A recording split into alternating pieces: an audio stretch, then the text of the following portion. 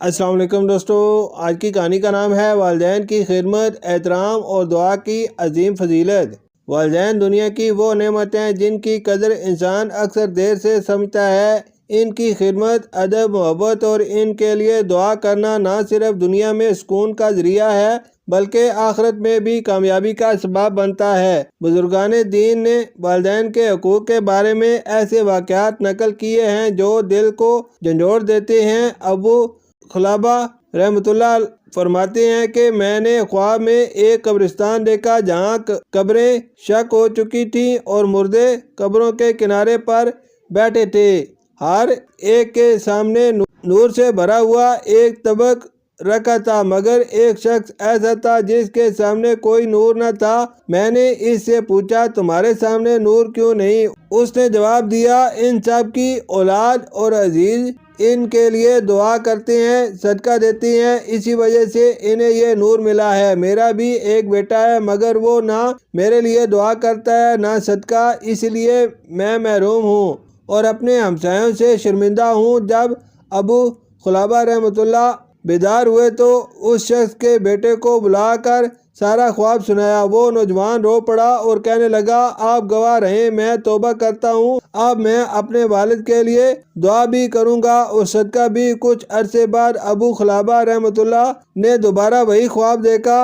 اس مرتبہ اس شخص کے سامنے ایسا نور تھا جو سورج سے زیادہ روشن تھا۔ وہ کہنے لگا، اللہ آپ کو جزائے خیر دے، آپ کی نصیحت سے میرے بیٹے نے مجھے آگ سے نجات دلا دی۔ والد کی خدمت کی برکت۔ ایک شخص کے 4 بیٹے تھے۔ جب والد بیمار ہوئے تو ایک بیٹے نے بھائیوں سے کہا، یا تم والد کی خدمت کرو اور میراث لے لو یا میں خدمت کرتا ہوں اور میراث نہیں لوں گا۔ بھائیوں نے کہا، تم ہی خدمت کرو۔ چنانچہ وہ بیٹا دن رات باپ کی خدمت میں لگا رہا۔ ایک رات خواب میں کہا گیا، فلاں جگہ جاؤ، 100 اشرفیاں ملیں گی مگر برکت نہیں ہوگی۔ اس نے انکار کر دیا۔ پھر خواب میں 10 اشرفیوں کا کہا گیا، تب بھی انکار کیا۔ آخر ایک رات کہا گیا، فلاں جگہ جاؤ، 1 اشرفی ملے گی مگر اس میں برکت ہوگی۔ وہ گیا، 1 اشرفی ملی۔ راستے میں اس نے 2 مچھلیاں خریدیں۔ جب انہیں کاٹا تو ہر مچھلی کے پیٹ سے ایک ایک قیمتی موتی نکلا۔ وہ موتی بادشاہ کے پاس لے گیا اور اس کے بدلے بے شمار دولت حاصل ہوئی۔ یہ سب والد کی خدمت کی برکت تھی۔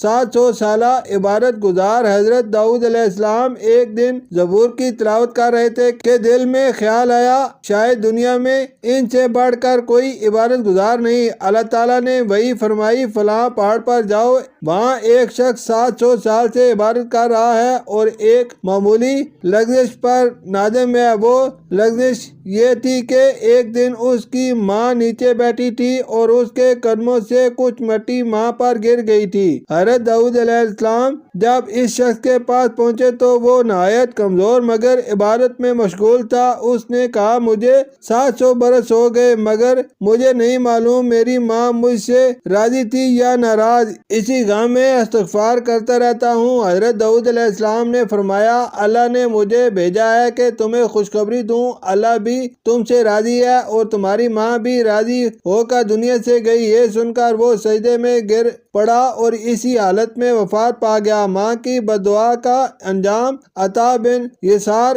رحمۃ اللہ فرماتے ہیں کہ ایک قافلہ سفر میں تھا، رات بھر گدھوں کی آواز آتی رہی۔ تلاش کرنے پر ایک بوڑھی عورت ملی۔ اس نے کہا، میرا ایک بیٹا تھا، وہ مجھے گدھیا کہہ کر پکارتا تھا، میں نے بد دعا دی کہ اے اللہ اسے گدھا بنا دے۔ وہ کہتی تھی کہ اب ہر رات صبح تک اس کی قبر سے گدھے کی آواز آتی ہے۔ سبق: والدین کی خدمت جنت کا راستہ ہے، ان کی دعا دنیا و آخرت کی کامیابی ہے اور ان کی ناراضگی سخت خسارہ ہے۔